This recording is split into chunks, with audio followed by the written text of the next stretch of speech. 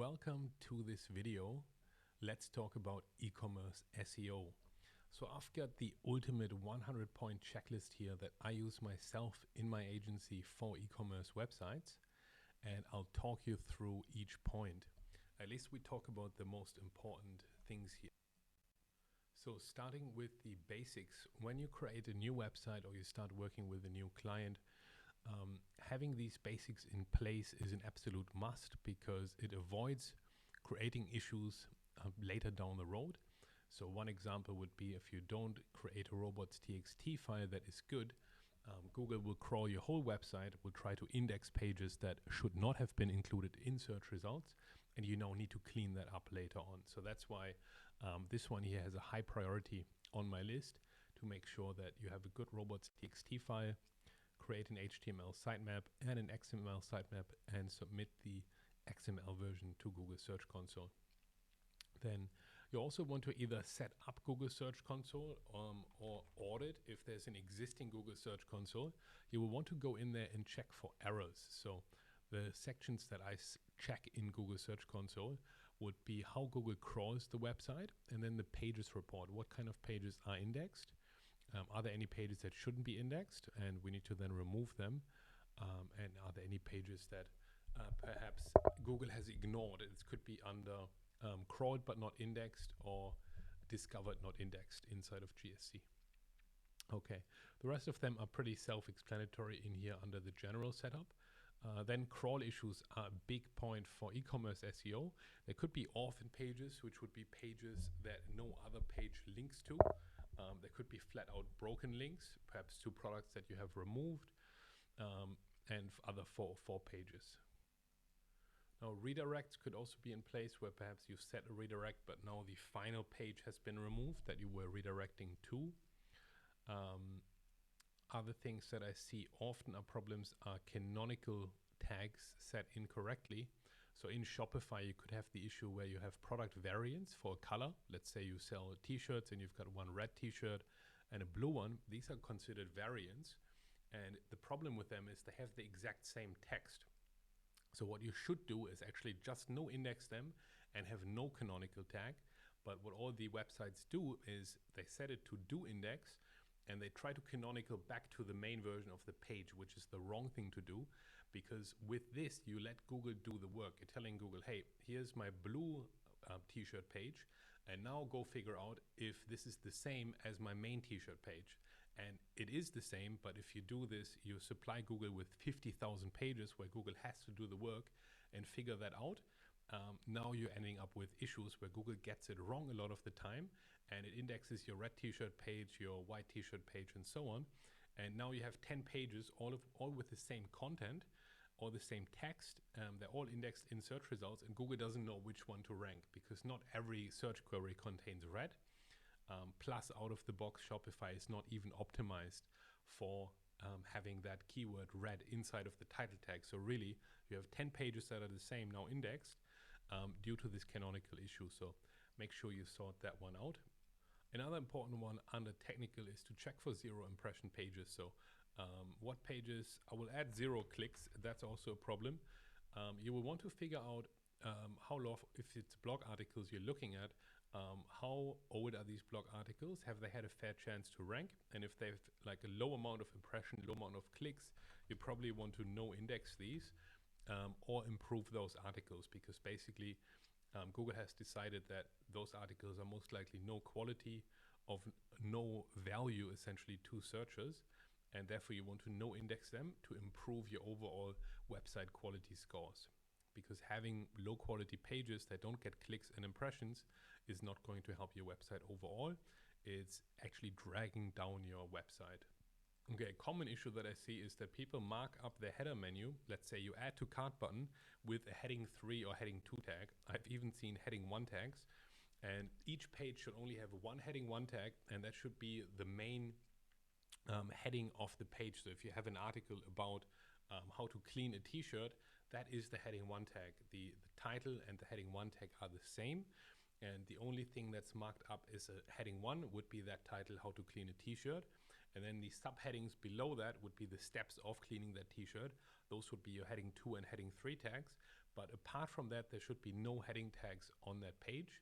And you can use free Chrome extensions to check for what kind of heading tags are on the page and make sure that Google has a clear semantic heading structure and nothing else is marked up as heading tags. Same with the footer. I've seen people marking up footer items with heading tags. That's wrong.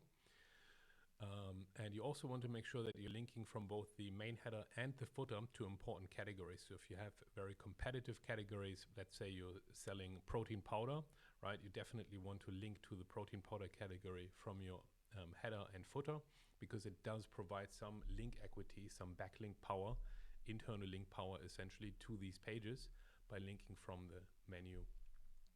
In the same way, you want to make sure that you're linking from the homepage to important category pages. So we're now talking in-content links, not from the menus, but from the actual content of the homepage to important categories. The categories should, of course, link to products, and make sure this is a direct link to the product. So you need to check there and inspect that this does not go to a different collection page. On Shopify, out of the box, this is set up incorrectly, and you need to fix that so that categories directly link to products. In some cases, if you have very broad categories, let's say you have a category called just furniture, right? That could be anything.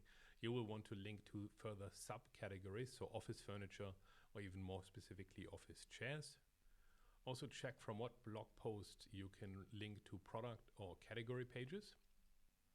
And check out to make sure that you're using relevant anchor text, so that not all of your anchor text is click here or learn more, which would be not semantically relevant to Google. All right, moving on to backlinks. So when you're starting with a new website, you want to make sure you claim all of your social media accounts, setting up business directory listings. I would even like to still get a Google Maps listing, even though it's e-commerce, yes, because it is a verified way to tell Google's entity-based system that you have a company that gets that kind of entity ID for your Google Maps listing, and it just claims that extra authority. And why not get some reviews to your Maps listing as well? You can include those on your homepage and show the positive experiences that people have with your business. And once you're done with the basics, you want to look at your competitors and find what kind of good backlinks do they have that you can also get.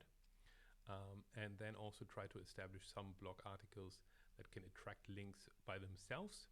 And then from those blogs, you link to category pages. You can also build guest posts to blog articles, press releases usually to the homepage, and then press releases also to newly launched category pages. So if you're a brand that has just launched a new keyboard or a new mouse, then you can link to those category pages. Okay, and now, of course, importantly, what really brings in the sales in your e-commerce website are usually the category pages. So you want to focus on those.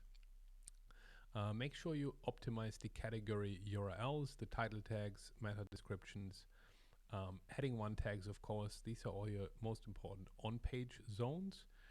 I would say actually 1,000 words of content might be a bit much. Maybe 600 is a good starting point. But it could certainly go up to 1,000 to 1,500 depending on, the complexity and the competition. Make sure your category pages are well optimized for conversions. I would also say the filter, right? It's important to have actually a filter on the page.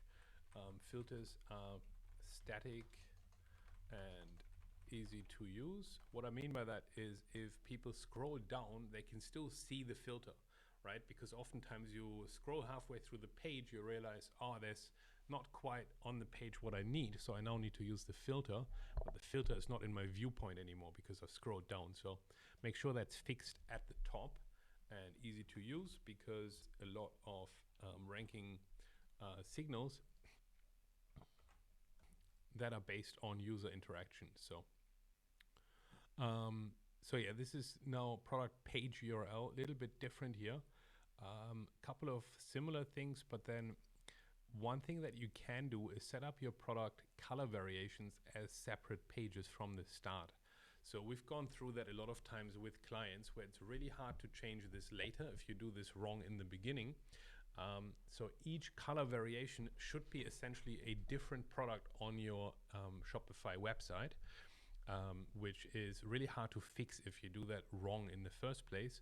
Let's say you load up 1,000 products and you don't create separate color variations, now each product has 10 color variations, so you theoretically need to recreate 10,000 products, 1,000 products times 10 color variations, which gets really challenging to do. So make sure you get this right from the beginning.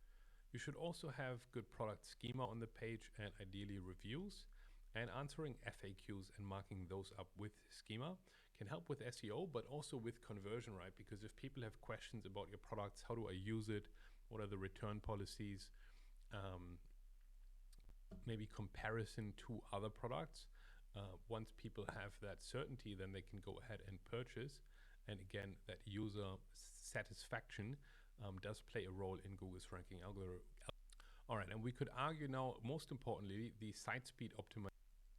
So using an e-commerce specialist web hosting like Cloudways, if you're using, for example, Magento or WooCommerce, I would highly recommend Cloudways. If you're on Shopify, you do not need any extra hosting. That's included in your Shopify plan. For Cloudways Autonomous, why I recommend this versus other options, the fact that you can basically start with a smaller server and then scale up from there, because they provide this auto scaling feature, and their caching layers are also very good, making your website really fast.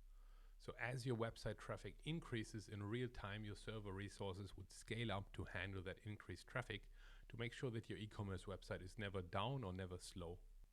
The other benefit is the CDN. You get integration with Cloudflare CDN, which is one of the best CDNs out there. So you have a content delivery network that can help you worldwide. So to whom would I recommend Cloudflare Autonomous? I would say if you are just starting out, you probably don't need it. Let's say your website gets 500 visitors or less per month. You won't need Cloudways Autonomous. But if you have, let's say, 10,000 visitors per month and you're making more than $10,000 from your store, that's probably a good point to start looking at solutions like Cloudways Autonomous, because the next step up, you might be looking at 20,000, 30,000 visitors, where you would otherwise need to upgrade to a higher level hosting server, which can be a pain to do. So that's why looking at a solution that can scale with the size of your business is quite important. Also, I had shown in other videos that actually switching to PHP 8, which is the latest version, can be quite beneficial for faster speeds. That's also quite easy to do on Cloudways. If you're on Shopify, you won't have to do that, because Shopify is written in Liquid code, which is a different programming language, and you don't have to do any server administration inside of Shopify.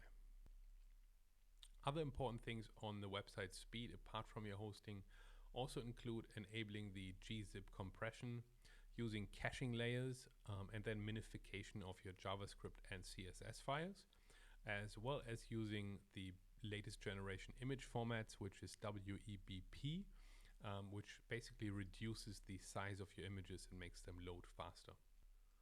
So I will make this checklist available to you. You can make a copy of that by coming here and then clicking making a copy. I hope this video was helpful. My name is Mark from Ecom Experts in Australia, and I wish you a really good day and hope to see you in the next video. Thank you.